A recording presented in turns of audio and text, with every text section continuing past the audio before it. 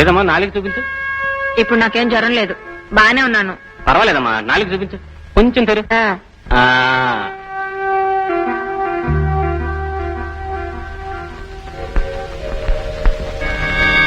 Mister రాజు, కేవలం నల్ల మందు వల్లే పద్మం ఎదురు ముద్దు పారిపోయింది. దానికి విరుగుడేమైనా ఇవ్వగలరా? చాలా ఏళ్లుగా నల్ల మందు వాడడం వల్ల అంత త్వరగా క్యూర్ కాకపోవచ్చు. ఎనీహౌ కొన్ని మందులు ఇస్తాను, క్రమం తప్పకుండా వాడి చూడండి. ట్రీట్మెంట్ ఈ టాబ్లెట్స్ తో ప్రారంభిద్దాం.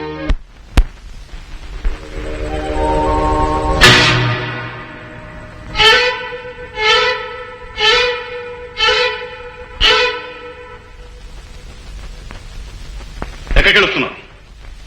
పిచ్చి మధ్యవి రాత్రిపూట ఇంట్లో మూల పనులుగా నీరు షిగారేమిటే? నువ్వేమైపోయావని హడిని వస్తున్నాను. అలగమాసినోడు ఎవరైనా ఆశ కోసం నేను ఎత్తుకుపోతే మా గతి ఏం కావాలి? ఎక్కడికి వెళ్ళావు చెప్పు. అమ్మాయి గారు మీరు లోపలికి వెళ్ళండి. ఉండండి బాబు, చెప్తాను. మీరు వెళ్ళండి అమ్మాయి గారు.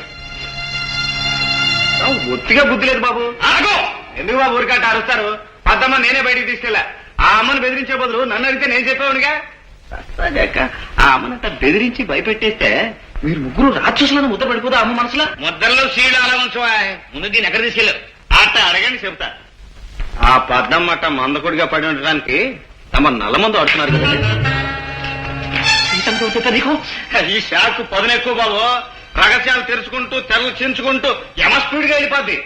మీరట్ట నల్ల మందు తిరిగిస్తానే ఉంటే రేపు మాపు డాక్టర్లు నడుము కట్టి రంగంలోకి దిగారనుకోండి, ఆ అమ్మ బాగుపడిపోద్ది బాబు. అట్లా జరిగిందంటే మనం నలుగురం జైల్లో కడగడా లెక్క పెడుతూ ఇలా ఉండాల్సిందే. వద్దురా బాబు, జైలు సంగతి ఎత్తకు. నాకు అదంటే పడదు. I'm fear. అంచేత బెమ్మదేవుడి దిగి వచ్చినా సరే ఆ అమ్మ బాగుపడిన పద్ధతి ఏంటా అని వాకప్ చేశాను. రాత్రే తెలిసింది. వల్లభాపురంలో మత్తాన్ సాయి ఏదో పసలు పోస్తారంట బాబు. పసలా? ఆకు పసలు. అది పోసామనుకోండి ఇక పిలిసే డాక్టర్లు కాదు, అలా బాబుల రంగంలోకి దిగినా సరే అమ్మని ఎవడు బాగు చేయలేదు. ఇదేదో బాగుందిరా చెప్తాం. ఈ విషయం నాకు తెలియగానే అమ్మాయి గారికి మాయమాటలు చెప్పి వల్లభాపురం పట్టుకుపోయానండి. వెళ్ళేటప్పుడు మీకు చెప్పిపోదాం అనుకుంటే ఎవరి గదుల్లో వాళ్ళు దూరుకున్నారు. లోపల ఏం చేస్తున్నారో ఏమోనని. ఇంకా ఏం చేస్తాం మా మొహం, మేమేం కుర్రాళ్ళమా ఆడి తప్ప. ఇంతకీ ఆ పద్మ చేత పసరు తాగించావా లేదా? ఏదో సస్పెన్స్ లో పెట్టక చెప్పరా. ఒక డోసు కాదండి అయ్యా, 2 డోసులు తాగించాను. ఇక అమ్మాయి గారు పిలిసే ఏంటి బాబా సినిమా పెట్టాట అనుమానం చూస్తాడా? నువ్వు చెప్పేది నిజమేనా అని. ఇట ప్రతిదానికి నన్ను అనుమానిస్తే నేను ఇక్కడ 1 నిమిషం ఉండనండి. నేనేదో గొప్ప గొప్ప ఆవిడియాలు వేసి మీకోసం రాత్రి మాలు కష్టపడతా అంటే నన్ను అనుమానిస్తారా? ఇంకా నేను ఇక్కడ ఒకసారి వెళ్ళిపోతున్నాను. రే నువ్వు ఇలా వెళ్ళిపోయి మమ్మల్ని వదిలి పడేస్తా. ఏదో కుర్రాడు వాగాడు అనుకో, మా వాడిని మేము కోపడతాం గానీ నువ్వు వెళ్ళి నువ్వు పని చూసుకో. ఏదో పెద్దలు చెప్పారు కాబట్టి గౌరవిస్తున్నాను. ఇదే ఇంకో చోట అయితేనా వీడు చెప్పేది అబద్ధాలు అయితే అంత వివరంగా చెప్తారా? అది పసలే.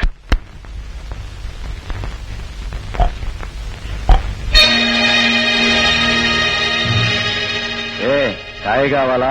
కాదు, రక్తం కావాలి. రక్తమా? అది ఇక్కడ అమ్మం. అమ్మరని తెలిసే ఆ రక్తం నీ చేత కక్కించడానికి వచ్చాను రా కుయ్య. రాజశేఖరం గారింట్లో నలమంది ఇచ్చేది నువ్వేనా? ఆ విషయం నీకెందుకు? నువ్వేమన్నా పోలీసుడివా? నీ పాలిటి యముణ్ణిరా కంత్రీనాయాల.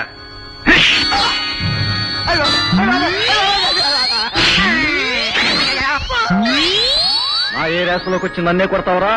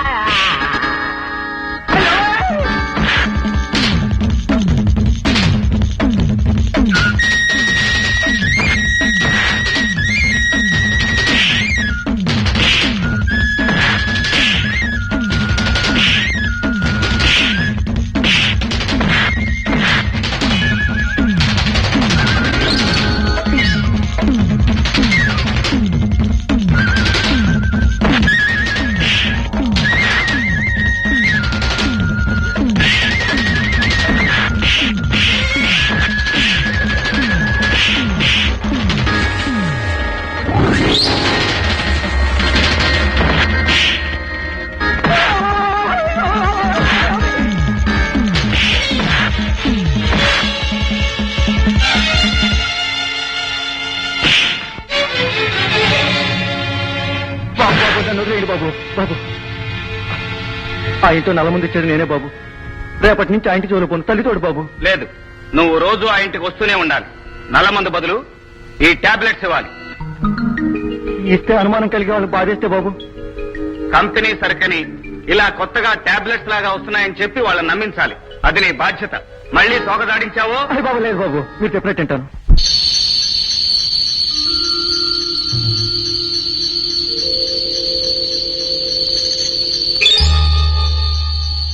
అమ్మా, అమ్మగారు,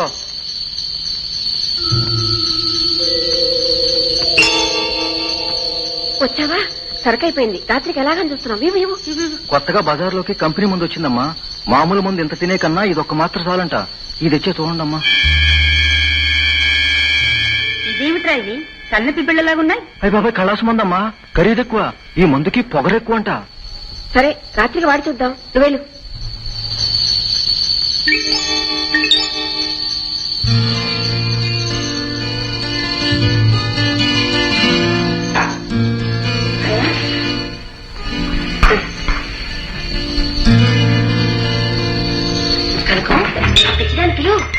పద్మా,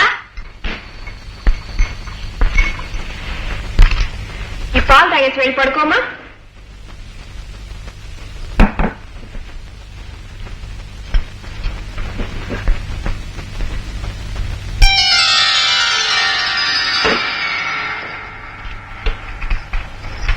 ఏమైంది?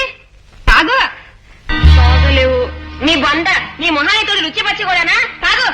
నేను తాగనంటే తాగను అంతే. కాకపోతే తోలు ఒలుస్తాను, జాగ్రత్త. తాగు. తాగని మారం చేస్తుందా? అవునాయనా, మొండిది. మరీ మాట వినటం లేదు.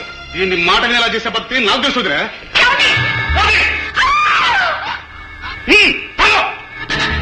చాకో చంద్రబాబు గారు, ఏంటండి పని?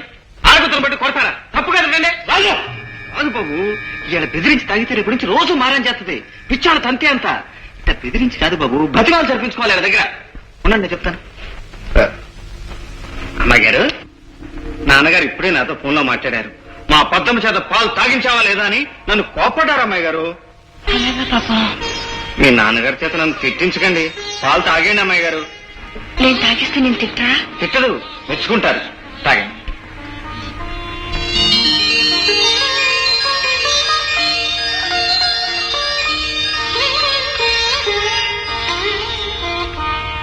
గోపాలం, గోపాలం, వస్తున్నానమ్మా. పిలిచారమ్మా? రాజా దగ్గర నుంచి ఉత్తరం వచ్చింది. పద్మ పరిస్థితి ఇప్పుడు మెరుగ్గానే ఉందట. అలాగా అమ్మా. అక్కడ కొన్ని పరిస్థితులు చక్కబెట్టుకుని 4 రోజుల్లో పద్మని వెంట పెట్టుకుని వస్తానని రాశాడు. ఆ బాబు అడుగు పెట్టడంతో ఆ ఇంటికి మంచి రోజులు వచ్చాయమ్మా. లేకపోతే ఈ పాటికి ఆ రాక్షసులు జానకమ్మ గారిని పట్టున ఎట్టేసుకునేవారు.